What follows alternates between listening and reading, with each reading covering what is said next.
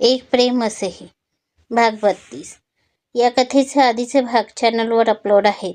ते वाचण्यासाठी आणि चॅनलवरच्या इतरही कथा वाचण्यासाठी चॅनलला भेट द्यावी. ऑफिसमध्ये शिवांचं कामातच मन लागत नव्हतं.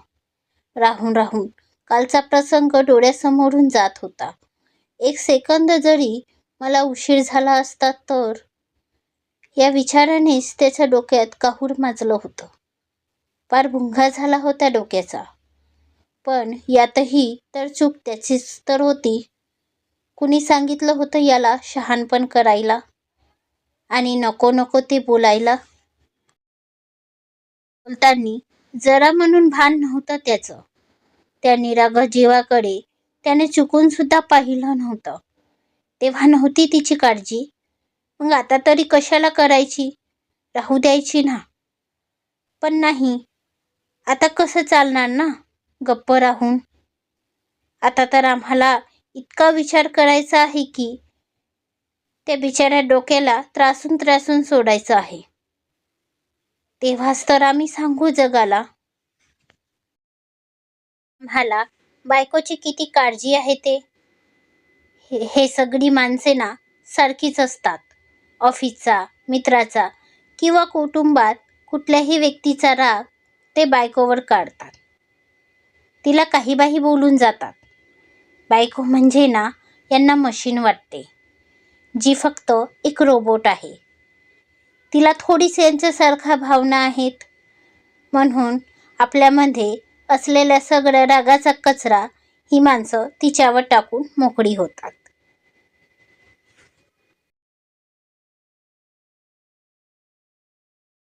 मग राग शांत झाला की असे डोके धरून बसतात. कारण नंतर तीच बायको यांचा राग पिऊन पिऊन जगदंबा झाली असते. सर सर मिस्टर मेहता कधीचे तुमची वाट बघत आहेत. शिवांच्या प्रिये मनीष त्याला कधीचा आवाज देत होता. पण त्याचा बॉस आहे की अजूनही ध्यान लावून बसला होता. सर, मनीषने पुन्हा आवाज दिला. हं, येस मनीष, काही काम? शिवांश भानावर येत स्वतःला सावरत म्हणाला. सर, मिस्टर मेहता कधीचेच तुमची वाट बघत आहेत. ओके. शिवांश थोडा अस्वस्थपणे. काय झालं सर? तुम्ही ठीक आहात ना? मी त्यांना सांगू? मनीष. नाही नको मनीष, आता ते आलेच आहेत तर राहू दे. तू त्यांना कॉन्फरन्स रूममध्ये घे, मी आलोच, शिवांशने सांगितलं. तसा मनीष हो बोलून निघून गेला. शिवांशसुद्धा स्वतःला शांत करत त्यांच्या मागे गेला. जहागीरदार निवास. इकडे प्रिया आपल्या खोलीत येऊन सरळ बेडवर पालथी झाली आणि आपला चेहरा लपवून रडू लागली. काय करणार, बिचारीला सहनच होत नव्हतं. तिचं ते नाजूक हळवं मन शिवांचे म्हणणे आठवून स्वतःलाच काय तो त्रास करून घेत होतं आणि तिला स्वतःमध्येच कमीपणा जाणवू लागला होता. तिचं ते आघात मन तिलाच दोष देत होतं. प्रिया, तू चुकलीस. तुझ्याच प्रेमात कमीपणा असेल असेच सांगत होता आणि म्हणून प्रियाला इतका त्रास होत होता. खरंच तर ती शिवांशवर रागवली नव्हती, तर स्वतःवर रागवली होती. तिला तर शिवांशसमोर जायला सुद्धा लाज वाटत होती. अपराध भावनेने इतकी खचली होती, म्हणून तर आवर्जून शिवांशला बघणे टाळत होती. किती किती विश्वासाने यांनी माझ्यावर चिकूची जबाबदारी दिली आणि मी मात्र ती पूर्ण करू शकले नाही. आज माझ्याचमुळे चिकूवर ही वेळ आली. जर त्याला काही झाले असते तर, विचार करूनच अंगावर काटा उभा राहत होता आणि डोळे वाहत होते. बिचारी भोळी कधीही इतकी रडली नसेल जितकं या 2 दिवसात रडून रडून तिने स्वतःचे हाल केले होते. आताही ती रडत होती. आई आई चिकू तिच्या जवळ येत तिला हलवत म्हणाला. तशी प्रिया खडबडून जागी झाली. चिकू, पिल्लू तू इथे? तू असा एकटा का आलास? आवाज द्यायचा ना आईला. प्रिया चिकूला आपल्या मिठीत घट्ट कवटाळत बोलत होती.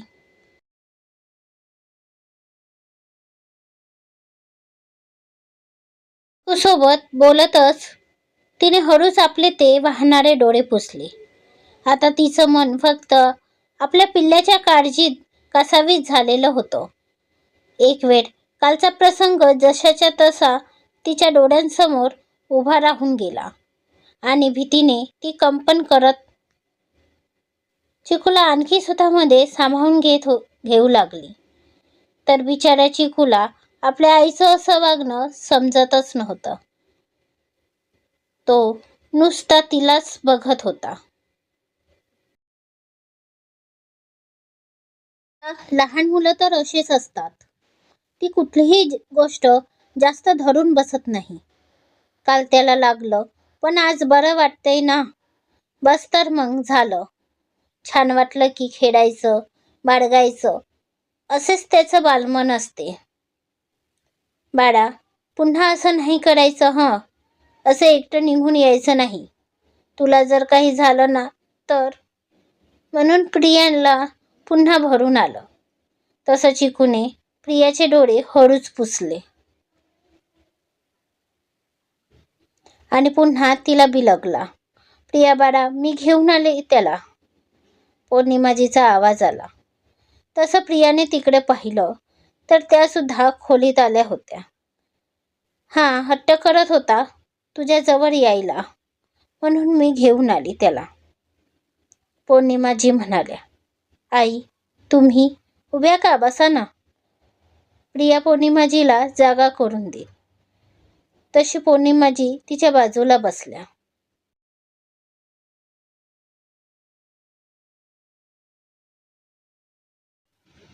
त्यांनी प्रियाला पाहिलं. रडून रडून डोळे सुजले होते. चेहरा पूर्ण कोमेजला होता. नेहमी प्रसन्न असणारा तिचा चेहरा आता पार सुकून गेला होता. प्रिया बाळा, ही काय अवस्था करून घेतली स्वतःची? पौर्णिमाजी म्हणाल्या. तशी प्रियाने आपली मान खाली घातली. सॉरी आई, माझ्यामुळे. प्रिया खाली मान घालून हळूच बोलली. तिच्या आवाजात अपराध भावना स्पष्ट दिसत होती. थरथरणारा तो आवाज सगळं सांगत होता.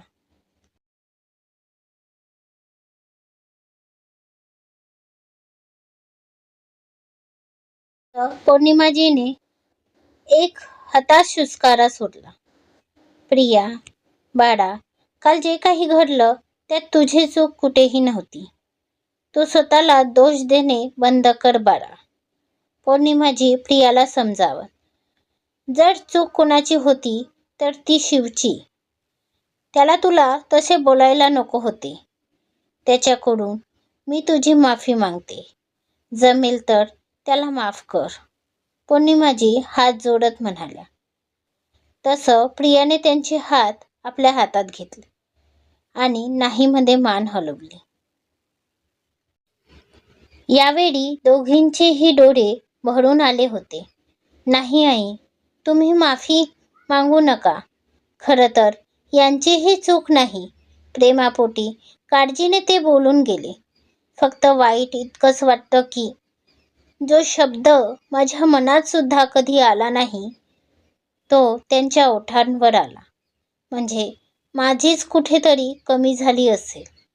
प्रिया भावूक होऊन बोलली आणि बोलताना तिचा हुंदका बाहेर पडला. तसं पौर्णिमाजी यांनी तिला मिठीत घेतली. प्रिया सुद्धा त्यांच्या मिठीत शिरून स्वतःला शांत करत होती.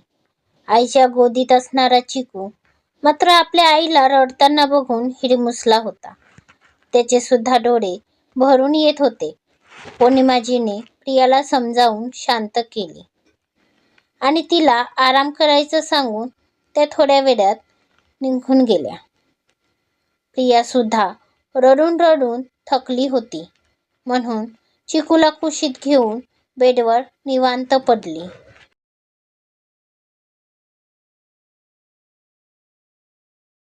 मध्ये शिवांचं मन कामात लागत नव्हतं, पण तरी सुद्धा त्याला घरी जाण्याची इच्छा होत नव्हती. मुळात तो घरी जाऊन प्रियाचा सामना करू शकत नव्हता. तिच्या डोळ्यातल्या प्रश्नांना उत्तर असून सुद्धा उत्तर देऊ शकत नव्हता. म्हणून मुद्दाम घरी जायचं टाळत होता. उगाचच कुठलीही फाईल चाळत त्यात डोके घालून बसला होता. ऑफिसची वेळ संपली तसे सगळे एम्प्लॉय निघून गेले. फक्त मनीष आणि पिऊन शिवांची वाट बघत थांबले होते. जेव्हा खूप वेळ होऊन सुद्धा शिवांश बाहेर आला नाही तर मनीष त्याच्या केबिनमध्ये गेला. May I coming sir? Manish, yes. Shivansh तितक्याच बॉसी टोनमध्ये. सर, ऑफिस वेळ संपली, तुम्ही थांबणार आहात का? मनीष, आता कुठे? शिवांशने हातातील घड्याळ पाहिलं. ऑफिस वेळ संपून बराच वेळ झाला होता. या मनीष, आणखी थोडा वेळ लागेल.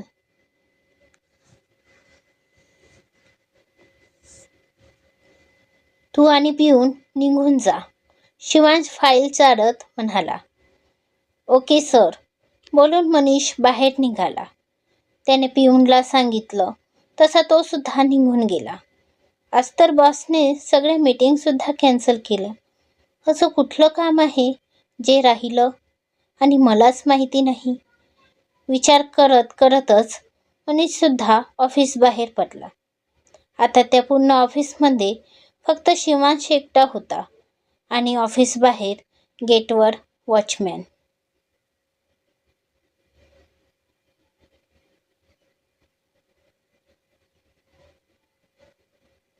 दोघांना सोडले तर त्या अख्ख्या बिल्डिंगमध्ये कुणीही नव्हतं.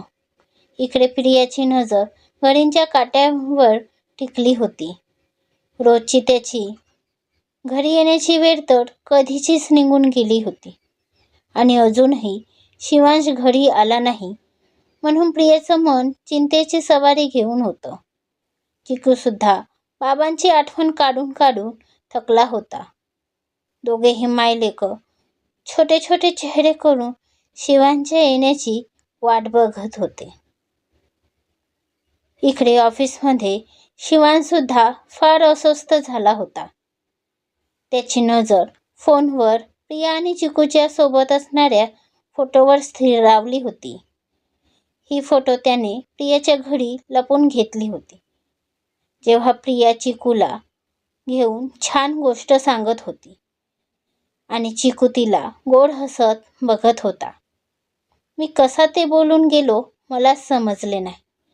आय एम सॉरी बेटू, मी तुला हर्ट केलं. माझ्यामुळे, फक्त आणि फक्त माझ्यामुळे काल तुझी ती अवस्था झाली. त्या डोळ्यापुढे कालचा तो प्रसंग आला जेव्हा प्रिया भान हरपून रस्त्यावर पडत सुटली होती आणि तिचा ॲक्सिडेंट होता होता राहिला होता. ते आठवून शिवांशने गच्च डोळे मिटून घेतले. क्षणात त्याच्या श्वासांचा वेग वाढू लागला आणि मोबाईलवर हाताची पकड घट्ट झाली. भीतीची एक लहर त्याच्या सर्वांगातून वाहून गेली. जर काल तुला काही झाले असते तर?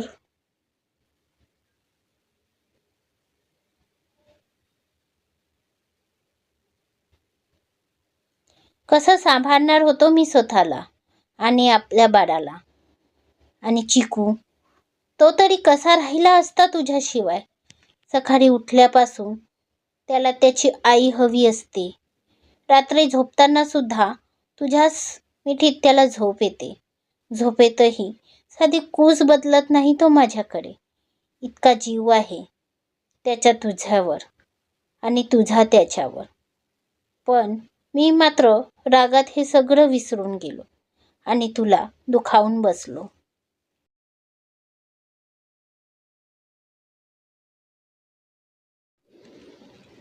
खरंच आय एम रिअली सॉरी बेटू. शिवांश प्रियाच्या फोटोवरून हात फिरवत बोलला. यावेळी त्याच्या डोळ्यात दुःख, प्रेम, पश्चाताप सगळ्याच भावनांनी गर्दी केली होती. दोघांनाही आपल्या चुकीची जाणीव होती आणि एकमेकांच्या भावनेचा आदर. पण वेळ अशी होती की कुणीही ते स्वतः बोलत नव्हते. इकडे डिनरची वेळ झाली तसं पौर्णिमाजींनी प्रियाला आवाज दिला. तिला तर आता शिवांच्या काळजीने भूकच नव्हती. तर चिकूसुद्धा बाबांची वाट बघत जेवायला नाही म्हणत होता. पण तरीही प्रियाने त्याला लाडीगोडी करत थोडं खाऊ घातलं आणि त्याला औषध दिली. जेवण झालं तसे राजीवजी आणि पौर्णिमाजी आपल्या खोलीत निघून गेले. चिकूला सुद्धा औषधांची गुंगी येत होती, म्हणून प्रिया त्याला घेऊन त्यांच्या खोलीत आली. ती चिकूला घेऊन बेडवर झोपली आणि चिकूला थोपटवून झोपवू लागली. पण तिचं सगळं लक्ष भिंतीवर असणाऱ्या घडीकडे लागलं होतं आणि हात शिवांना फोन करायला फोनच्या दिशेने जायचे. पण पुन्हा मनात संकोच येऊन प्रिया शांत व्हायची. ती जरी थांबायची पण तिचं मन मात्र शिवांच्या काळजीने चालतच होतं. आता कसा मिटेल हा अबोला? पुन्हा कशी होईल नवीन सुरुवात? जाणून घेण्यासाठी कथेचा पुढील भाग नक्की वाचा आणि भाग आवडल्यास लाईक शेअर करून भरभरून कमेंट करा. चॅनलवर सबस्क्राईब करून मला तुमचा पाठिंबा असू द्या. तुमच्या येणाऱ्या कमेंटवर पुढील भाग लवकरच. धन्यवाद.